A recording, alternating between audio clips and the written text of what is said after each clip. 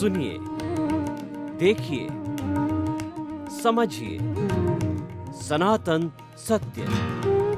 जैसी दृष्टि वैसी सृष्टि, दृष्टि विज्ञान। कुदरत, कुदरती रचना एवं कुदरत के कानून से शाश्वत सुख की प्राप्ति। जोधपुर के परम पूज्य महात्मा उपासक प्रोफेसर डॉक्टर सोहन राज तातेड़ के निर्देशन में सनातन सत्य। जैसी दृष्टि वैसी सृष्टि, दृष्टि विज्ञान।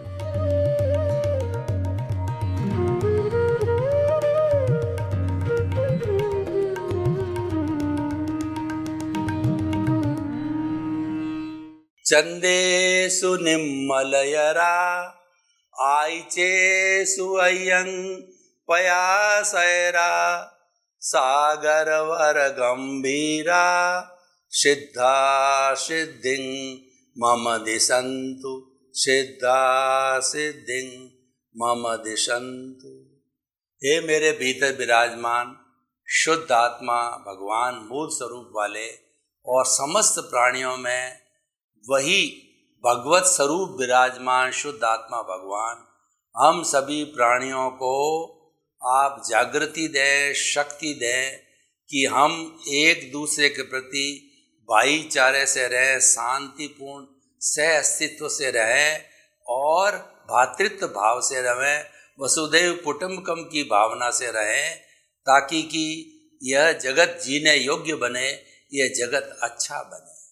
सनातन सत्य, यूनिवर्सल ट्रुथ, सार्वभौम सत्य, सार्वभौम तत्व, इस सारी सृष्टि की अल्टीमेट रियलिटी जानना मनुष्य की एक क्यूरियोसिटी है। मनुष्य एक डेवलप्ड प्राणी है, इतना डेवलप्ड कोई भी अन्य प्राणी इस ब्रह्मांड में नहीं है। इसीलिए मनुष्य जीवन को अति दुर्लभ कहा गया है, क्योंकि जो मनुष्य है वो डेवलप्ड इंद्रियों वाला, डेवलप्ड मन वाला, डेवलप्ड बुद्धि वाला, डेवलप्ड चित्त वाला और डेवलप्ड आत्मा वाला है।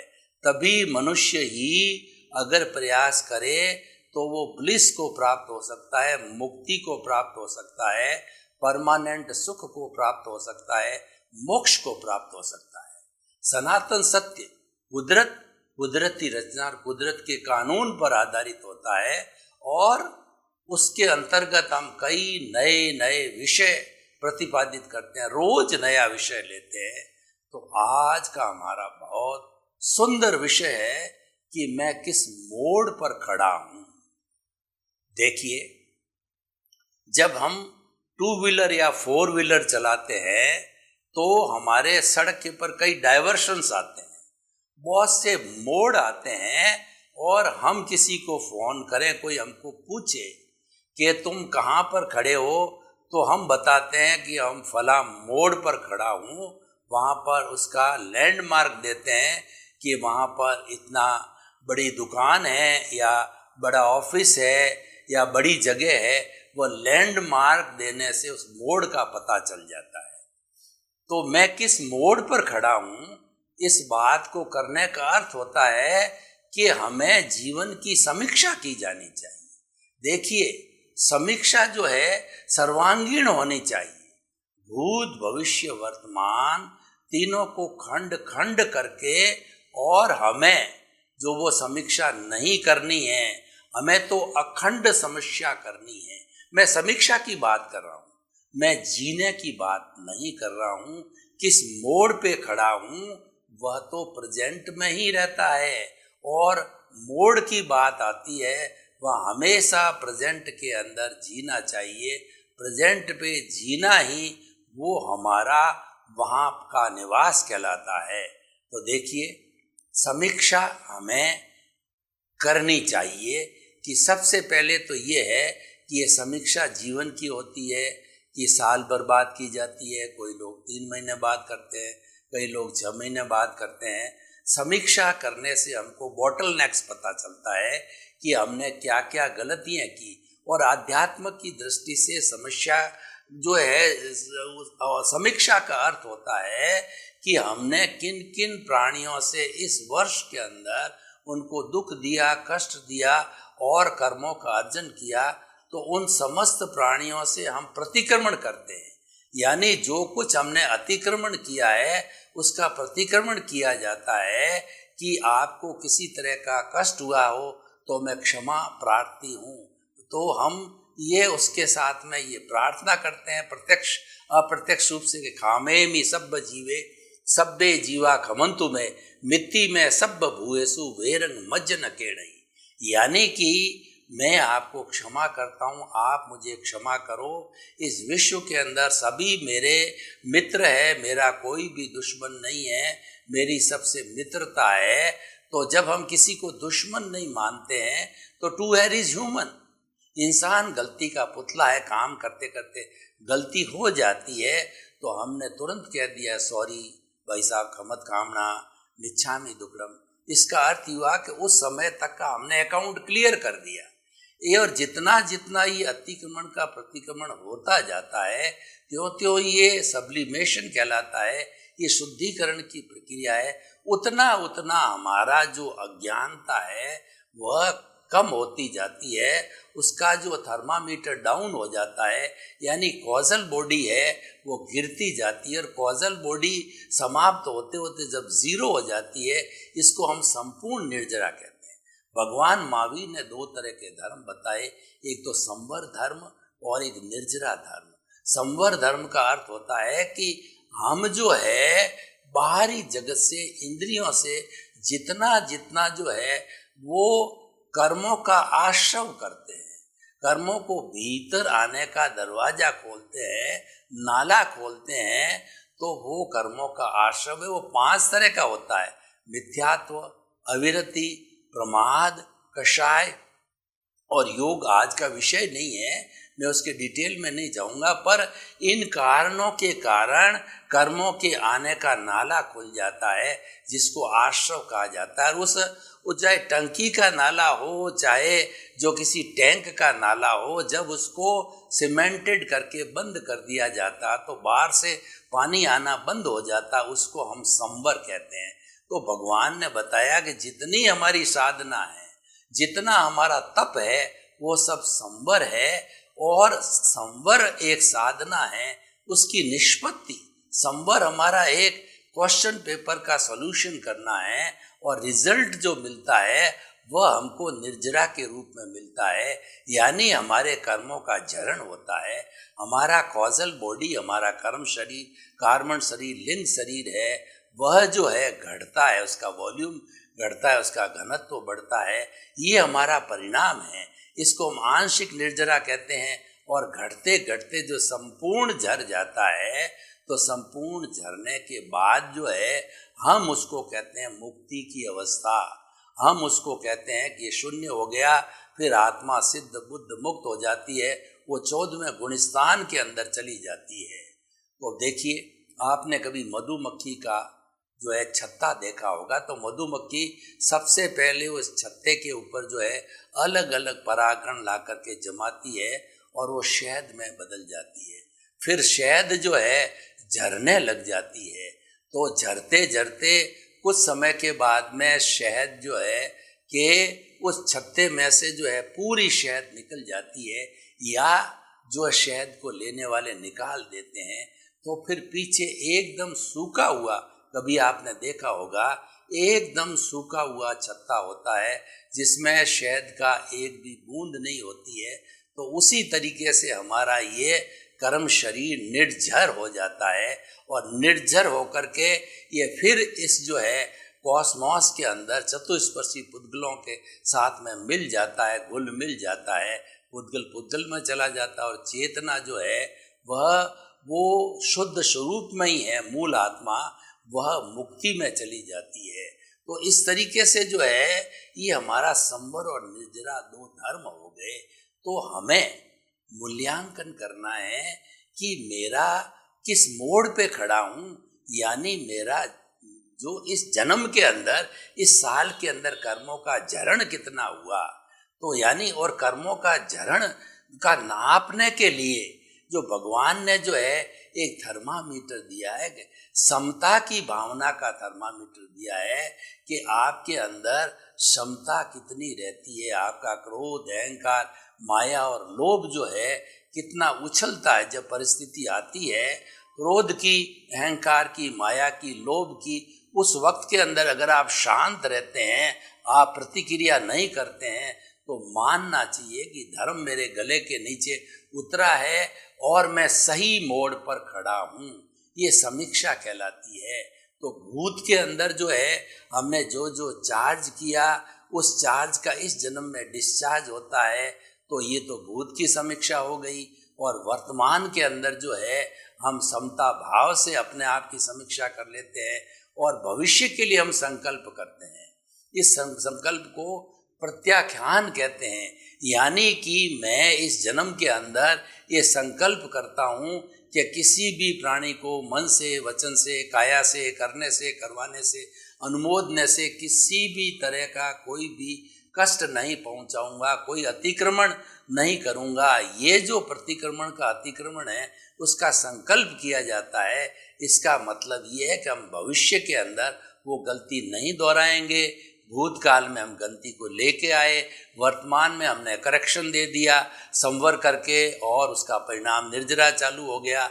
जब हमने कर दिया, प्रत्याख्यान कर दिया कि आगे हम जो कॉजल बॉडी को नहीं बनाएंगे तो कॉजल बॉडी आगे नहीं बनेगी, इसका अर्थ ये हुआ कि नए भाव नहीं पड़ेंगे, और नए भाव नहीं पड़ने के कारण है धीरे धीरे मुक्ति की ओर प्रस्थान करते हैं। और हमको जब सम्यक दर्शन हो जाता है तो निश्चित तौर से किसी न किसी दिन हम मुक्ति को अवश्य जाएंगे। तो समय समय पर ये आप टेस्ट करते रहो कि मैं किस मोड़ पर खड़ा हूँ, मैं कितने पानी के अंदर हूँ। और इसका टेस्ट जो है बड़ा सीधा सा फॉर्मूला थर्मामीटर समता का है। तो व्यक्ति को समता डेवलप करनी चाहिए। अब हम समता कैसे डेवलप करें, उसके कुछ मैं आपको जो है प्रयोग कराना चाहता हूँ कि हमारे श्वास की जो संख्या है उसको अगर हम घटा देते हैं प्रति मिनट, तो हमारा जो है समता भाव डेवलप हो जाता है। क्योंकि थ्योरी एंड एक्शन दोनों साथ चलने चाहिए।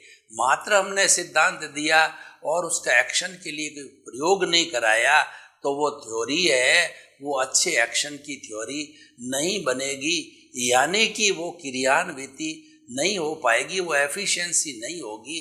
तो उस एक्शन को पूरा करने के लिए मैं आपको एक प्रयोग कराता हूँ कि समता भाव कैसे डेवलप होना चाहिए। तो आप आंखें कोमलता से बंद कर दीजिए और दोनों हाथ जो है वो ध्यान मुद्रा के अंदर रखिए। रीढ़ की हड्डी एंटीना की तरह सीधी रहे और मूर्तिवत बैठ जाइए, कोई हलन चलन नहीं है। अब हम जो है वो समता की साधना श्वास परीक्षा के द्वारा करेंगे। अब आप सबसे पहले अपने चित्त को पूरे शरीर की एक एक कोशिका के अंदर घुमाइए और ऑटो सजेशन दीजिए कि मेरे शरीर की एक एक कोशिका जो है शांत हो रही है। ऑटो सजेशन दीजिए कि हर एक एक जो है खून का कतरा कतरा एक एक कोशिका शांत हो जावे, शांत हो जावे। और अनुभव कीजिए मेरा पूरा शरीर शिथिल हो रहा है, कोई अकड़न नहीं, कोई जकड़न नहीं, कोई तनाव नहीं, कोई स्ट्रेस नहीं, कोई स्ट्रेस नहीं। अनुभव कीजिए कि पूरा शरीर रुई की भांति हल्का हो गया है।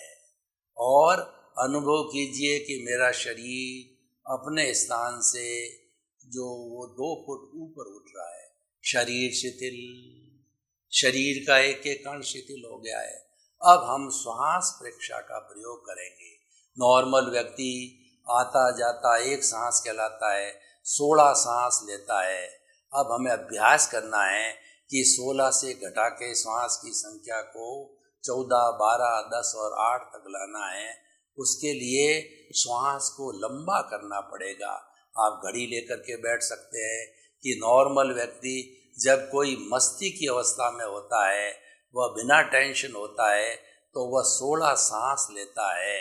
तो अब जो है श्वास की संख्या को घटाने के लिए सांस को लंबा कीजिए। आप जो है सांस जब लिया जाए तो पेट फूलना चाहिए, सांस जब निकले तो पेट सिकुड़ना चाहिए। सांस को थोड़ा लंबा कीजिए। लंबा सांस आ रहा है, जा रहा है, श्वास शिथिल हो रहा है। लंबा गहरा समतल श्वास शिथिल हो रहा है, शिथिल हो रहा है। एक बार कीजिए, 2 बार कीजिए, 4 बार कीजिए। प्रैक्टिस करते करते श्वास को 10-15% जो है वह 10-15% लंबा कीजिए ताकि हमारे श्वास की संख्या घट जाए। अनुभव कीजिए सांस लंबा हो गया है और आँख खोल करके आप नाप सकते हो कि 1 मिनट के अंदर मेरे 16 सांस से घट करके 14-12 की स्थिति में आ गए हैं। तो मेरे श्वास की संख्या घटी है, घटी है, घटी है, घट रही है, घट रही है। अब आप दोनों आंखें खोल दीजिए। आपका प्रभु से वार्तालाप हुआ, प्रभु ने आपको आशीर्वाद दिया, वो आशीर्वाद आपकी हथेलियों पर आ गया। उस आशीर्वाद को 3 बार अपने सिर पर लगाइए। प्रभु का ये आशीर्वाद है, वो आप अपने सिर पर लगाइए। तो आप देखिए कि ये जो हमने प्रयोग किया, इस प्रयोग को आप निरंतर करते रहेंगे तो आप देखेंगे कि श्वास की संख्या जो है वो घट गई है।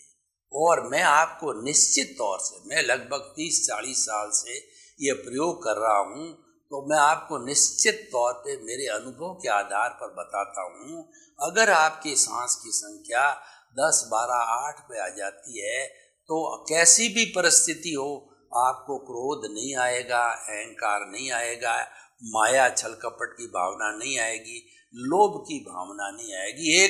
यह एक सटीक जो है हमारा एग्जाम्पल है, सटीक प्रयोग है। ये हमें निरंतर करते रहना चाहिए, उससे हमें समता की साधना आ जाती है। तो मैं किस मोड़ पर खड़ा हूँ ये नापने के लिए समता रूपी बैरोमीटर जो है वह हमें जो हर वक्त में साथ में रखना चाहिए। और हर जगह टेस्ट करो कि आपको अपनी पत्नी ने कोई उल जुलूल बोल दिया तो उस स्थिति के अंदर आपको क्रोध आता है या नहीं आता है। किसी ने आपकी निंदा कर दी तो आपको क्रोध आता है कि नहीं आता है। और किसी ने आपकी प्रशंसा कर दी तो आपको अहंकार, आप फूलते हो या ना फूलते हो। ये जो है थर्मामीटर नापने का होता है। और हम नॉर्मली बिना मतलब जो है किसी भी व्यक्ति के बारे में कोई भी ओपिनियन दे देते हैं, कोई अभिप्राय दे देते हैं, तो ये जो है वो माया कहलाती है। तो आप जो है ये चिंतन कीजिए कि क्या मैं अनावश्यक रूप से किसी की ओपिनियन दे रहा हूँ, किसी के प्रति अभिप्राय दे रहा हूँ, क्योंकि वो अभिप्राय और ओपिनियन देने का मेरे को कोई अधिकार नहीं है, क्योंकि हर प्राणी अपने कर्मों के अधीन जीता है, उसके अंदर मेरा कोई कंट्रीब्यूशन नहीं है। और वह जो है उसकी ऑपरेटर, डिस्ट्रॉयर और क्रिएटर है, वह कुदरत है और सबकी वही है। तो मेरे उसमें इंटरफियर करने का अधिकार ही नहीं है, मैं उसमें सक्षम हूँ। लेकिन फिर भी जो है हम ओपिनियन जड़ देते हैं और उससे हमारी माया हो जाती है। और आप लोभ को देखिए कि जो जितने जड़ पदार्थ है उसकी संग्रह की आप में प्रवृत्ति रहती है या नहीं रहती है। ये भी ले लूँ, यह भी ले लूँ, यह भी ले लूँ, आवश्यकता नहीं हो तो भी उसके अतिरिक्त जो है आपको लेने की भावना रहती है, संग्रह की भावना रहती है। इसका मतलब धर्म आपके भीतर नहीं उतरा है। आप में क्रोध की भावना ऐसी की ऐसी है, अहंकार की भावना ऐसी की ऐसी है, माया की भावना वही है, लोभ की भावना वही है। तो इसका मतलब ये है कि आप जो है अभी उसी मोड़ पर खड़े हो जिस मोड़ पर आप जन्मे हो। 50 साल के हो गए, 70 साल के हो गए, और कई बार तो ये हो गया कि हम जो है और मोड़ से गहरे मोड़ में चले गए और जो है हम टेढ़े हो गए, यानी हमने अतिरिक्त जो है कर्मों का सृजन कर दिया, अतिरिक्त हमारी कॉजल बॉडी को बढ़ा दिया। तो भाई और बहनों, ये हमारा सनातन सत्य कार्यक्रम है, ये दृष्टि विज्ञान कहलाता है। यानी हम कुछ नहीं करते, हम तो केवल दृष्टि को बदलते हैं, जैसी दृष्टि वैसी सृष्टि के सिद्धांत पर चलते हैं और हम मानते हैं कि नज़र बदल दीजिए नज़रिया बदल जाएगा, और आपकी दृष्टि बदल दीजिए सृष्टि बदल जाएगी, आपकी जो है दिशा बदल दीजिए दशा बदल जाएगी। हम आपकी जो गलत दिशा के अंदर आप जा रहे हो उसको सही दिशा के अंदर डालते हैं। आप नेगेटिव थॉट्स में हो तो वहाँ से हटा के आपको पॉजिटिव थॉट्स के अंदर डालते हैं। आप जो है आप जो है कोई मिसकंडक्ट के अंदर हो तो आपको राइट कॉन्डक्ट में डालते हैं, यानी हम सम्यक दर्शन देते हैं, आपको राइट विजन देते हैं। उस राइट विजन से आपको सही दिशा मिलती है, और एक व्यक्ति को जब सही दिशा मिलती है, यानी एक कोई स्टूडेंट है वो पढ़ाई कर रहा है और उसको टीचर जो है एक राइट विजन दे देता है, एक स्टडी करने का मेथड बता देता है, प्रयोग बता देता है, टेक्निक बता देता है, तो वह थोड़े से कम परिश्रम से भी विद्यार्थी बहुत जल्दी पाठ को तैयार कर लेता है। तो ये टेक्निक अगर हम जीवन के लिए लागू करें, ये हमारा जीवन, ये हमारा जो सनातन सत्य कार्यक्रम है, ये जीवन विज्ञान, life style, science of living, way of living के ऊपर आधारित है। क्योंकि जो कुदरत हमको ये जो सारा जीवन का जो सेटअप करती है वही हमको लाइफ स्टाइल देती है। तो इससे ये जुड़ी हुई जो है हमारी विधा है, तो हम आपको ये बताना चाहते हैं कि आप जो है अपना मेजरमेंट करते रहिए, समीक्षा करते रहिए कि पारिवारिक लोगों के साथ में मेरा संबंध कैसा रहता है। मैं बात बात पे उपनता तो नहीं हूँ, बात बात पे मेरी असहनशीलता तो नहीं है, बात बात पे मेरी स्वार्थ की वृत्ति तो नहीं है। ऐसी अगर वृत्ति है तो हमें छोड़ना चाहिए, उसके हमें प्रयोग करना चाहिए। भगवान महावीर ने जो हमारा तप है या निर्जरा है उसके 12 भेद बताए हैं। 6 भेद तो जो है वो सारे बाह्य है जो कि हमको दिखाई देते हैं, और 6 भेद भीतरी जगत के हैं जो हम महसूस करते हैं, और उसके भीतरी जगत के जो तप है वह उससे बहुत ज़्यादा कर्मों की निर्जरा होती है। लेकिन कोई नहीं कर पाता है, सामान्य व्यक्ति होता है, वो बाहर के तप करके भी धीरे धीरे अपने उस मोड को ठीक कर सकता है, अपने थर्मामीटर को सही कर सकता है और मुक्ति की अवस्था को प्राप्त कर सकता है। तो जो 6 जो तप के बाह्य भेद है वो आपके सब जानकारी के लिए मैं बताना चाहता हूँ, क्योंकि ये आज के विषय से जुड़ा हुआ है। वो है अनशन, उन्नोदरी, भिक्षाचरी, रस परित्याग, काय कलेश और प्रतिसंलीनता। मैं संक्षेप के अंदर ही बता देना चाहता हूँ, सही करने के लिए हमें तप अवश्य करना पड़ेगा, क्योंकि सम्यक दर्शन, सम्यक ज्ञान और सम्यक तप जो है, ये जो चीज़ें हैं इसी से ही भगवान ने मुक्ति के 4 मार्ग बताए हैं। तो अनशन का अर्थ होता है कि उपवास करना, भोजन नहीं लेना, 1 दिन, 2 दिन, 4 दिन, 5 दिन और अधिकतर 6 महीने के। उन्नोदरी का मतलब जितनी हमारी भूख है, जैसे हमारी 4 रोटी की भूख है तो आपने 1 रोटी कम लिया, ये उन्नोदरी कहलाता है। भिक्षाचरी का मतलब आपके साधु के लिए ये होता है वो घर घर जा कर के थोड़ा थोड़ा भोजन लेवे, और गृहस्थ के लिए, अणुव्रती के लिए होता है उसके सामने 50 आइटम पड़े हैं तो उसको जो है अपना नियंत्रण करना है कि मैं 5 ही लूँगा, 10 ही लूँगा। ये उन्नोदरी भिक्षाचरी कहलाता है। और रस परित्याग, 6 तरह के रस होते हैं जो कि हमारा, जैसे दूध, दही, घी, तेल और आपका जो है मिठाई विजय और आपके शहद, ये हमारे शरीर को बलिष्ठ करते हैं। तो इनमें से जो है हम कम का उपयोग करें, क्योंकि ज़्यादा अगर शरीर बलिष्ठ होगा तो कामुकता को प्राप्त हो जाएगा। तो हमें कामुकता की तरफ नहीं जाना, हमें ब्रह्मचर्य की ओर जाना है। तो हमें रस परित्याग करना पड़ेगा। और प्रतिसंलीनता, ये हमारी इंद्रियां बाहर की ओर भटकती है, मनोरंजन करना चाहती है, तो हमें उसको आत्मरंजन की ओर लाना है, यानी हमें उसके भीतर की ओर मोड़ना है। तो जब ये भीतर की ओर मुड़ेगी तो जो है ये हमारा वो प्रतिसंलीनता हो जाएगी।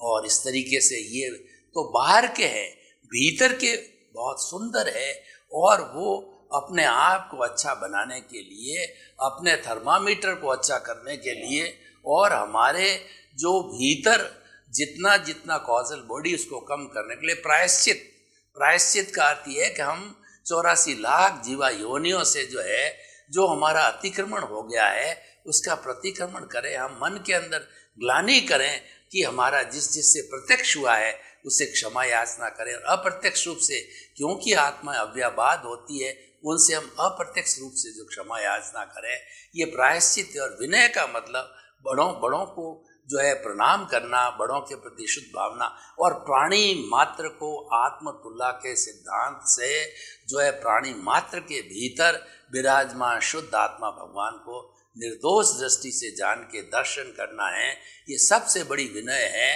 तो प्रायश्चित विनय वैयावृत्ति का मतलब हमारे बुजुर्ग लोग हैं, साधु लोग हैं, बीमार है, उसको अग्लान भाव से सेवा करना। प्रायश्चित विनय वैयावृत्ति स्वाध्याय, खुद का स्वाध्याय करना कि मैं कौन हूँ, दृष्टि विज्ञान करना, निज स्वरूप का ध्यान रखना, अपने से अपना का वार्तालाप करना, प्रभु के चरणों में बैठना, प्रभु की भक्ति करना, हरि अनंत, हरि कथा अनंत, हरि की कथा करना, बार बार उसका स्मरण करना, माला फेरना और उसकी अनुभूति करना। सबसे बड़ा स्वाध्याय है कि अपनी सहजता से अनुभूति करना। एक एक कोशिका में अनुभूति हो जानी चाहिए कि ये जड़ अलग है और मैं जो चेतन हूँ वो अलग है। ये भेद विज्ञान है, सबसे बड़ा स्वाध्याय है। और अंशन प्रायश्चित विनय वैयाव्रत स्वाध्याय ध्यान, मेडिटेशन करना, सालंबन ध्यान, निरालंबन ध्यान के वो एक पर्टिकुलर विषय के ऊपर सारा अपना कंसंट्रेशन करना, ये हमारा ध्यान कहलाता है। और समाधि जो होती है, हम शुक्ल ध्यान की अवस्था में जब जाते हैं, निरालंबन ध्यान की अवस्था में जाते हैं कि हमारा ध्यान सहज ही हो जाता है, यानी वो स्थिति बहुत उच्च स्थिति होती है। वह जो शपक श्रेणी वाले होते हैं उनकी स्थिति आती है, या उसके बाद वीतरागी होते हैं, या केवल ज्ञानी होते हैं, या जल्दी मुक्ति जाने वाले होते हैं, उनके वह स्थिति आती है। वो सर्वोत्तम अवस्था होती है समाधि की। उसको जितने विश्व में धर्म दर्शन है, उसको मुक्ति की अवस्था के करीब की अवस्था उसको समाधि माना है। इसीलिए हमें कहा जाता है कि हमें, हे मेरे भीतर विराजमान शुद्ध आत्मा भगवान, मेरे को आदि व्याधि और उपाधि से मुक्त करके समाधि प्रदान करो। समाधि का मतलब शांति प्रदान करो, सुकून प्रदान करो, ताकि कि मैं अपने लक्ष्य को प्राप्त कर सकूं। तो देखिए, बहुत सुंदर समीक्षा हमने सब एंगल से सांगोपांग समीक्षा की है। ये हमें करते रहना चाहिए। जब हम अपने जीवन की समीक्षा करते रहेंगे कि हम जो लाइफ स्टाइल जी रहे हैं, और लाइफ स्टाइल भी हमारी क्योंकि से जुड़ी है, सब समयबद्ध होना चाहिए कि early to bed and early to rise is a sign of good health and a sound mind exist in a sound body. हमारी दिनचर्या उठने से सोने तक सब निश्चित होनी चाहिए। खाने का समय निश्चित, पीने का समय निश्चित, उठने का समय निश्चित, सोने का समय निश्चित, काम करने का समय निश्चित है। और अगर हमारा काम ज़्यादा होता है तो उसको अगले दिन के लिए टाल देना चाहिए, लेकिन दिनचर्या को किसी भी तरह से डिस्टर्ब नहीं करना चाहिए। ये दिनचर्या हमारा आज के विषय से जुड़ी हुई है कि ये दिनचर्या हमारा पुरुषार्थ है। तो दिनचर्या हमारे हाथ में है, इसमें कोई क्या कर सकता है। ये तो आपका विवेक होना चाहिए कि जिसकी दिनचर्या, जिसकी लाइफ स्टाइल सही रहती है, वह व्यक्ति वो अपने जीवन में सुख की अनुभूति करता है, उसको सम्यक दर्शन मिलता है और वह जीवन में तरक्की करता है। सर्वे भवन्तु सुखिनः, सर्वे सन्तु निरामया। लोक के सब जीवों को सुख मिले, शांति मिले, आनंद मिले, प्रेम मिले, मुक्ति मिले। जगत के सब जीवों के प्रति मंगल भावना शुभ।